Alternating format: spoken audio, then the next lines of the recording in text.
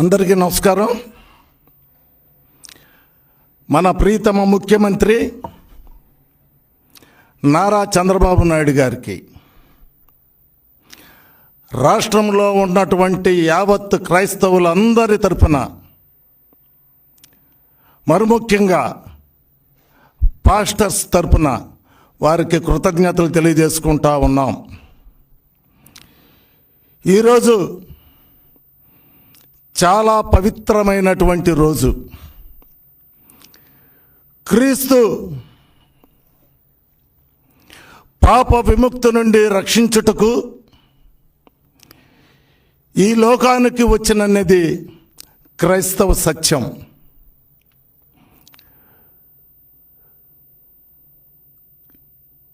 క్రీస్తు మరణించిన రోజు ఈ రోజు. మూడవ దినం పునరుద్ధానుడై లేచి ఈ ప్రపంచానికి వెలుగునిచ్చినటువంటి క్రీస్తు ఆ యొక్క పవిత్రమైనటువంటి దినాన్ని పురస్కరించుకొని మన ప్రీతమ ముఖ్యమంత్రి నారా చంద్రబాబు నాయుడు గారు పాస్టర్లకు సంబంధించినటువంటి గౌరవ వేతనాన్ని గత సంవత్సరం మే నెల నుంచి నవంబర్ వరకు రావాల్సినటువంటి గౌరవ వేతనాన్ని నిన్న పాస్టర్లకు సంబంధించినటువంటి బ్యాంక్ అకౌంట్స్లో వేయటం అనేది జరిగింది. గతంలో మన ప్రీతమ నాయకుడు నారా లోకేష్ గారు పాదయాత్రను ప్రారంభించి ఈ రాష్ట్ర నలుమూలలు కూడా తిరిగినటువంటి పరిస్థితి. ఆయన పాదయాత్ర సమయంలో కొంతమంది పాస్టర్లు వారిని కలిసి, అయ్యా మాకు గౌరవ వేతనం మీరు రేపు అధికారంలోకి రాగానే మాకు గౌరవ వేతనం ఇవ్వమని చెప్పి అడగటం జరిగింది. ఆ రోజున ఆయన మనకి హామీ ఇచ్చారు, మేము అధికారంలోకి రాగానే తప్పకుండా పాస్టర్లకు సంబంధించినటువంటి గౌరవ వేతనాన్ని ఇస్తామని చెప్పి చెప్పడం జరిగింది. అదేవిధంగా ఈ రోజున నారా చంద్రబాబు నాయుడు గారి దృష్టికి తీసుకెళ్ళినప్పుడు ఆర్థికమైనటువంటి ఇబ్బందులు ఈ రాష్ట్రంలో భయంకరంగా ఉన్నాయి. గత ప్రభుత్వంలో జగన్మోహన్ రెడ్డి ఈ యొక్క రాష్ట్రాన్ని సర్వనాశనం చేసినటువంటి పరిస్థితి. దాదాపుగా 10 లక్షల కోట్ల పైన అప్పులు పాలు చేసినటువంటి పరిస్థితి. ఈ రాష్ట్రాన్ని అంధకారంలోకి నెట్టినటువంటి పరిస్థితి.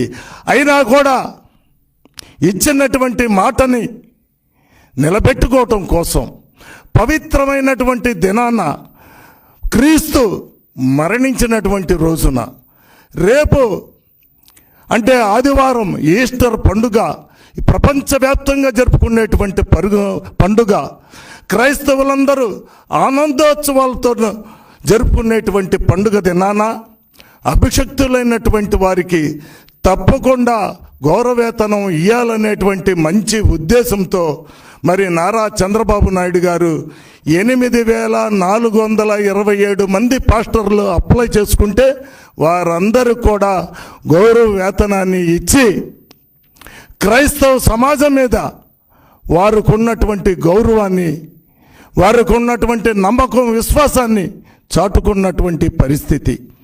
మొట్టమొదటి నుంచి కూడా చంద్రబాబు నాయుడు గారికి క్రైస్తవ సమాజం మీద మంచి విశ్వాసం ఉన్నటువంటి వ్యక్తి. జగన్మోహన్ రెడ్డి ఆయన యొక్క ప్రభుత్వంలో క్రైస్తవుల్ని ఓటు బ్యాంకు కింద వాడుకున్నటువంటి పరిస్థితి.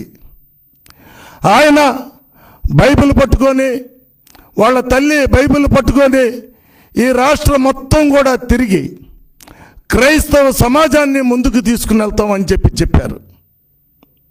కానీ వారి అధికారంలోకి వచ్చిన తర్వాత క్రైస్తవుల్ని మరి ముఖ్యంగా ఎస్సీల్ని సర్వనాశనం చేసినటువంటి ముఖ్యమంత్రి ఎవరైనా ఉండాలంటే అది జగన్మోహన్ రెడ్డి అని చెప్పి కూడా ఈ సందర్భంగా తెలియజేస్తాను.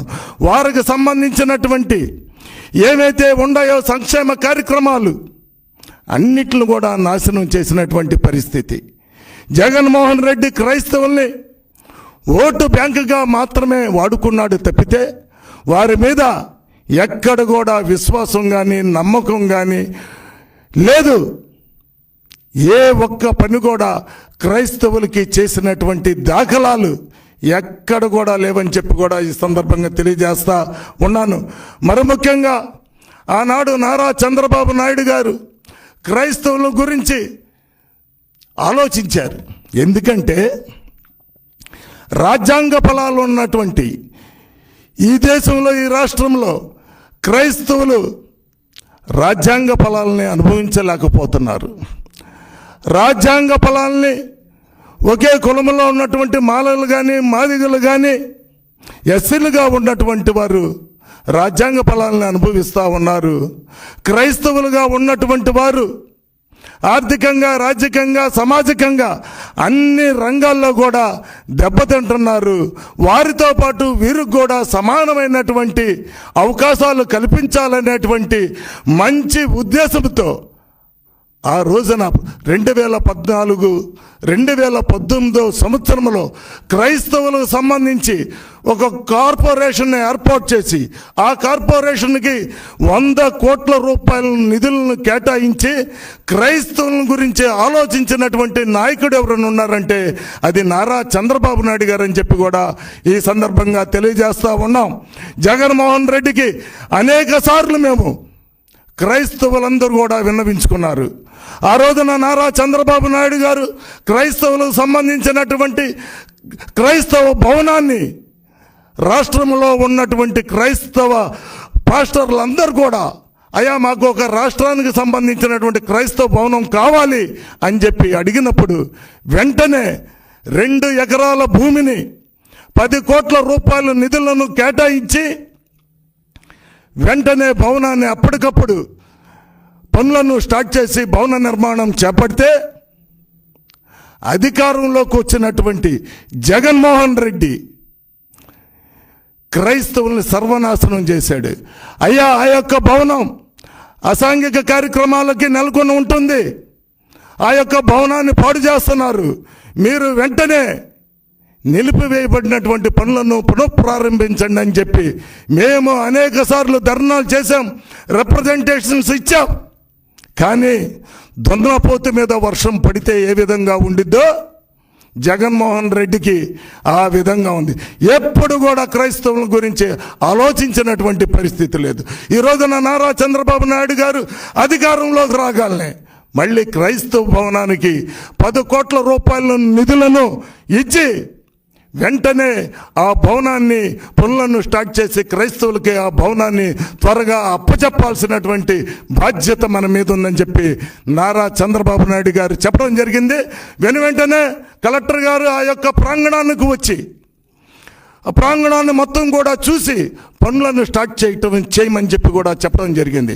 ఆ విధంగా క్రైస్తవుల మీద ఉన్నటువంటి గౌరవాన్ని నారా చంద్రబాబు నాయుడు గారు చాటుకున్నారు. కానీ జగన్మోహన్ రెడ్డి క్రైస్తవుల్ని కేవలం ఓటు బ్యాంకుగానే చూశాడు తప్పితే మరొక విధంగా చూడలేదని చెప్పి కూడా ఈ సందర్భంగా తెలియజేస్తా ఉన్నాను. అంతేకాదు ఆ రోజున నారా చంద్రబాబు నాయుడు గారు మరి ముఖ్యంగా క్రైస్తవుల్లో ఉన్నటువంటి పిల్లలు పెళ్ళిళ్ళు చేసుకోవటానికి ఆర్థికమైనటువంటి ఇబ్బందులు పడి చాలా దారుణమైనటువంటి పరిస్థితిలో క్రైస్తవులు ఉండారని చెప్పి భావించినటువంటి నారా చంద్రబాబు నాయుడు గారు ఏ పిల్లలైతే పెళ్ళిళ్ళు చేసుకుంటున్నారో ఆ పిల్లలకి వివాహ ఖర్చుల కింద 50,000 రూపాయలు ఇవ్వటం అనేది జరిగింది. జగన్మోహన్ రెడ్డి ఏం చెప్పాడు? నేను అధికారంలోకి రాగానే 1,00,000 రూపాయలు చేస్తానని చెప్పాడు. కానీ ఆ పెళ్లి కానుక ఏమైపోయిందో కానీ ఏ ఒక్కరు కూడా ఈ రాష్ట్రంలో పెళ్లి కానుక అనేది జగన్మోహన్ రెడ్డి ఇవ్వలేదని చెప్పి కూడా ఈ సందర్భంగా తెలియజేస్తా ఉన్నాను. ఆ విధంగా క్రైస్తవ సమాజాన్ని సర్వనాశనం చేసినటువంటి ముఖ్యమంత్రి ఎవరైనా ఉన్నాడంటే జగన్మోహన్ రెడ్డి అని చెప్పి కూడా ఈ సందర్భంగా తెలియజేస్తా ఉన్నాను.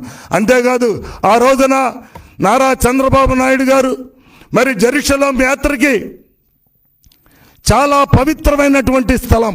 ఆ యొక్క జెరూసలేం యాత్రకి ఎవరైతే వెళ్తారో వారందరూ కూడా 40,000 రూపాయలు ఇచ్చేటువంటి పరిస్థితి.